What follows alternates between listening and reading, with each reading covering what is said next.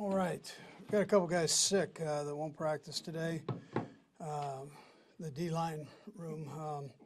So Michael Dana, Chris Jones, and then Colin Saunders are all sick. And then Jody Fortson has an elbow, his elbow sublux, so he won't practice today either, and he'll struggle to make it to the game as we go forward. Tough kid, but he got banged up there pretty good.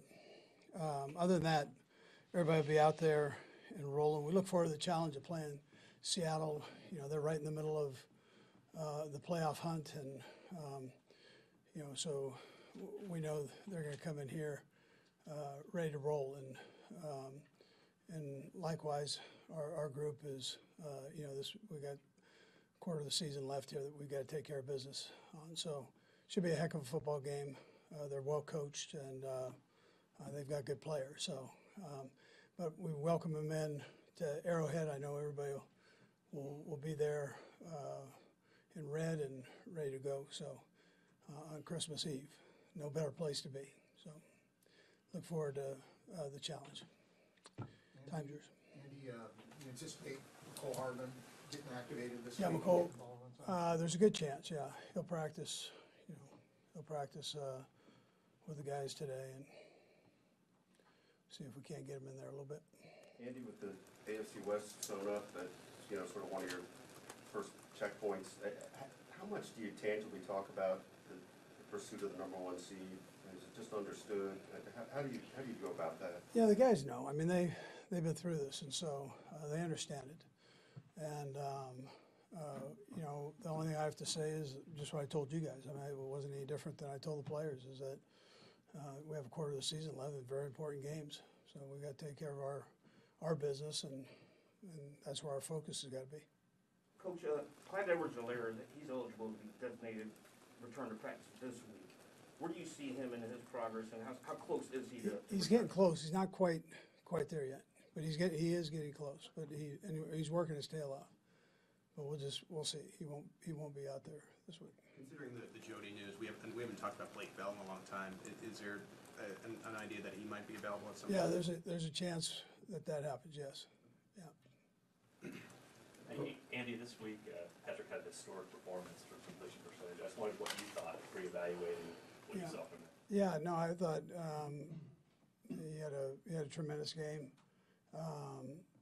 I thought, you know, and I mentioned it after the game, just in particular coming off the game from the prior one.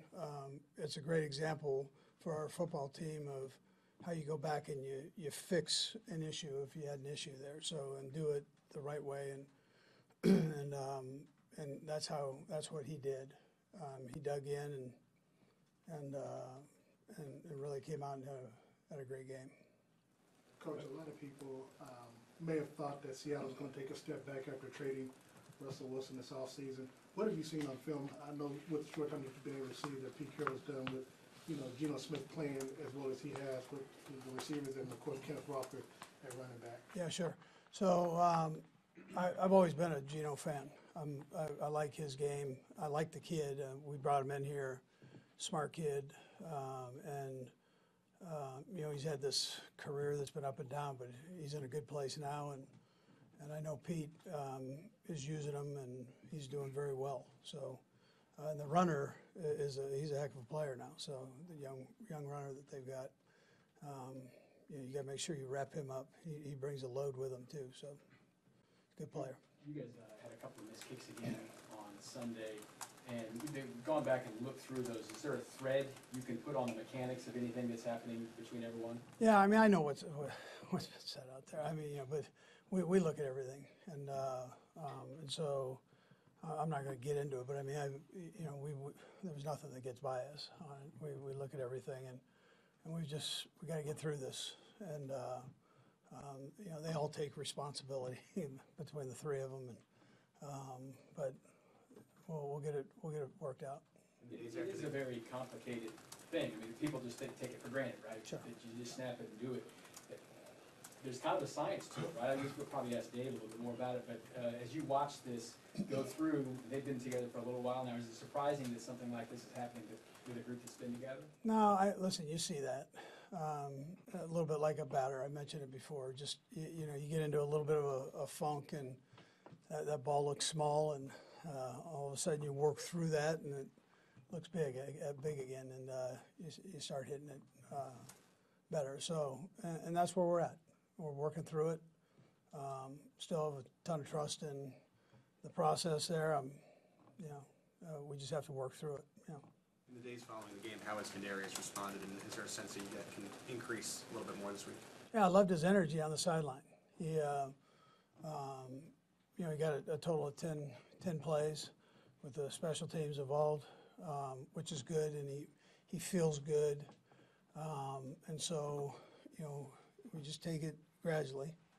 And like McCole, when he gets back in the flow, just take it gradually, and we'll see if we can't keep both of them rolling. As a player and a coach, you're used to getting feedback from fans and from media and everything, and I know you have to block a certain amount of that, if not all of it out. Is it more frustrating when a former player says something like that? Yeah, listen, I'm a big personality, right? I mean, he loves to put his opinion out there. So I don't worry about all that. I mean, we do our thing. We study all that stuff, and everybody's got an opinion. I don't worry about all that. I don't worry about all that. Coach, I know you focus a lot on the offense, and you, I would imagine, give Spags a lot of our time on the defense side of football. But do you kind of step in a little bit when your defensive backfield, they've given up the most touchdowns to wide receivers out of any team in this league, to where you may suggest any type of changes that may need to take place? Yeah, well, I would rather us just keep getting better at what we're doing. We're young. I mean, that's no secret. And so, there's some things that we're improving on, and we'll keep improving on. But Spag's got a good grasp of it, and we all, we talk and we know what's going on there. But we'll get that fixed. One more on the offense. You guys haven't had McCole and Kadarius at the same time, healthy for very long. What's your excitement factor if you get your whole group of wide receivers healthy for this stretch run? What you guys maybe could do with all of them? Yeah, well, I mean, they're both good players, so and the other guys are playing good too. I mean, it's great to see Sky and what he's done now, and Quez and Juju. We've seen it before when they were on other teams, but they're playing well, and whoever I'm missing in there, Watson is doing a nice job. I mean, who would have thought of that at the beginning of this thing? So that'd be but we would welcome him back, and whatever role, there's one ball, whatever role we can put them all in, we would sure do. Yeah. Couple more guys. It seems these past 2 weeks there were close calls and whatnot. How much is there a sense of we can get the ball security right, we would have a little bit more control, in 60 minutes? Yeah, we need to take care of that. Yeah, we need to take care of that for sure. That and the penalties we gotta clean up, and the guys are aware of that. We just gotta do it, and you work your fundamentals, your techniques, you practice those, take care of the penalty part of it, and then you go in and trust them in a game, and then you keep that ball high and tight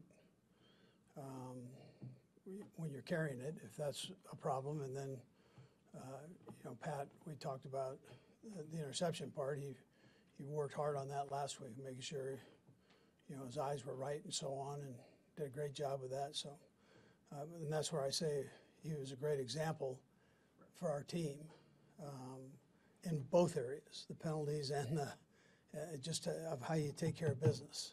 That becomes very important. I don't want to say things can get unlucky ever, but I think in the last 6 games you guys have had 10 fumbles and lost 7 of them. There's a bit of a 50-50 thing when you're trying to recover the ball on the ground. That's not practice, like diving on the ball during practice, or that's not something you mess with at this time? No, well, you practice on covering, so making sure all bodies are going to the ball, both sides of the ball, and you hustle to it. In case the ball does come out, you're in a position where you can get on it. And that we talk about, but you're not gonna, we're not jumping on balls right now, no. All right, thank you. Yep. Okay.